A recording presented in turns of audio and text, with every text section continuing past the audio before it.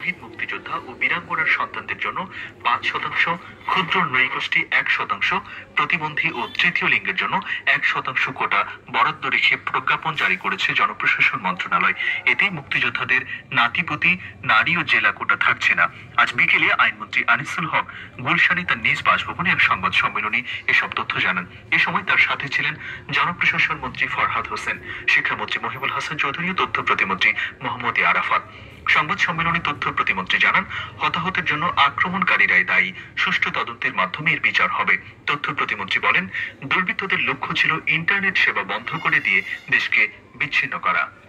এর আগে জনপ্রশাসন মন্ত্রী ফরহাদ হোসেন বলেন, সরাসরি নিয়োগ হয় এমন ৯ থেকে 20তম গ্রেড পর্যন্ত সরকারি, আধা সরকারি, স্বায়ত্তশাসিত সব চাকরিতে কোটার রায় কার্যকর করা হবে। পাশাপাশি মেধাভিত্তিক ৯৩% এবং বীর মুক্তিযোদ্ধার সন্তান সহ অন্যদের জন্য বাকি 7% কোটা নির্ধারণ করা হয়।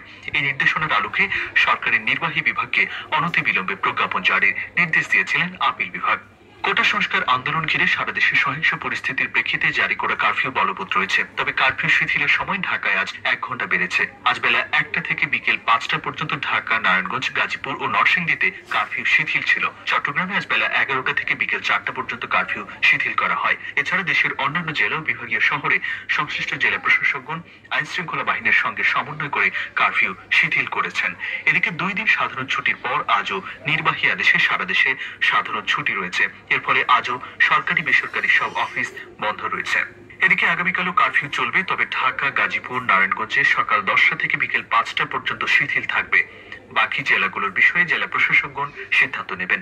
এদিকে আগামীকাল বেলা 11টা থেকে বিকেল 3টা পর্যন্ত সব অফিস খোলা রাখার সিদ্ধান্ত নিয়েছে সরকার। তারেক রহমানের নির্দেশে দেশ জুড়ে ধ্বংসযজ্ঞ চালানো হয়েছে। বিএনপির কয়েক ডজন নেতাকর্মীকে গ্রেফতারের পর এই তথ্য জানিয়েছেন ঢাকা মহানগর গোয়েন্দা পুলিশ প্রধান হারুনুর রশিদ। এ সময় তিনি দাবি করেন, তারেক রহমান এবং বিএনপির নেতারাই যে নাশকতার নির্দেশ দিয়েছে এর সুনির্দিষ্ট প্রমাণ রয়েছে। স্বরাষ্ট্রমন্ত্রী আসাদুজ্জামান খান কামাল বলেছেন, কারফিউ জারি করার পর পরিস্থিতির উন্নতি হয়েছে। সে কারণে কারফিউ শিথিলের সময় বাড়ানো হয়েছে। পরিস্থিতি আরো উন্নতি হলে শিথিলের সময় আরো বাড়ানো হবে। তিনি বলেন, ঢাকা চট্টগ্রাম মহাসড়ক সহ দেশের যেসব সড়ক মহাসড়কে যান চলাচলে যেসব প্রতিবন্ধকতা তৈরি করা হয়েছিল সেসব প্রতিবন্ধকতা অপসারণ করেছে আইন শৃঙ্খলা রক্ষাকারী বাহিনী। কারফিউ শিথিলের সময় বাস সহ সব ধরনের যান চলাচল করতে পারবে বলেও জানান স্বরাষ্ট্রমন্ত্রী।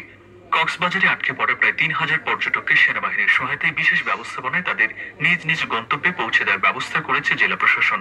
আজ সকালে ৭৫টি বাসে করে তাদের গন্তব্যস্থলে পৌঁছে দেওয়ার ব্যবস্থা করে কক্সবাজার জেলা প্রশাসন। কোটা সংস্কার আন্দোলনকে কেন্দ্র করে যারা ধ্বংসযজ্ঞ চালিয়েছে তাদের সহজে ছাড় দেওয়া হবে না বলে হুঁশিয়ারি করেছেন প্রধানমন্ত্রী শেখ হাসিনা। তিনি বলেন, সারা দেশ থেকে জামাত শিবির ক্যাডারদের ঢাকায় এনে জড়ো করে ধ্বংসলীলা চালানো হয়, আর এতে মদত দিয়েছে বিএনপি। জনগণের জানমাল রক্ষার স্বার্থে বাধ্য হয়ে কারফিউ জারি এবং সেনাবাহিনী নামানো হয়েছে বলেও জানান প্রধানমন্ত্রী। গতকাল বিকেলে প্রধানমন্ত্রীর কার্যালয়ে দেশের শীর্ষ ব্যবসায়ী নেতাদের সঙ্গে মতবিনিময় সভায় এসব কথা বলেন সরকার প্রধান। বৈঠকে প্রধানমন্ত্রী জানান, আন্দোলনরত শিক্ষার্থীরা যখন জানালো তারা এই ধ্বংসযজ্ঞের সাথে জড়িত নয়, ঠিক তখনই কারফিউ জারি এবং সেনাবাহিনী নামানো হয়। বিদ্যমান পরিস্থিতি মোকাবেলা করে শিগগিরই সবকিছু স্বাভাবিক করা হবে বলে জানান সরকার প্রধান। আইন শৃঙ্খলা পরিস্থিতি স্বাভাবিক রাখতেই আইন শৃঙ্খলা রক্ষাকারী বাহিনীর পাশাপাশি আজও সড়কে টহল দিচ্ছেন সেনা সদস্যরা। সেনাবাহিনীর সদস্যরা নগরীর বিভিন্ন গুরুত্বপূর্ণ সড়কে তাদের সাজোয়া যান নিয়ে টহল দিচ্ছেন। বিশেষ করে সরকারি গুরুত্বপূর্ণ স্থাপনার আশপাশে কঠোর নিরাপত্তা বলয় তৈরি করেছে সেনাবাহিনী। সেনাবাহিনীর উপস্থিতিতে রাজধানীর উত্তরা, মিরপুর, যাত্রাবাড়ি, রামপুরা, বাড্ডা এলাকা এখন পুরোপুরি নিয়ন্ত্রণে রয়েছে। আজ রাজধানীর সড়কেও নদীর তুলনায় মানুষ বের হওয়ার সংখ্যাও বেশি দেখা যাচ্ছে। গতকাল সেনাপ্রধান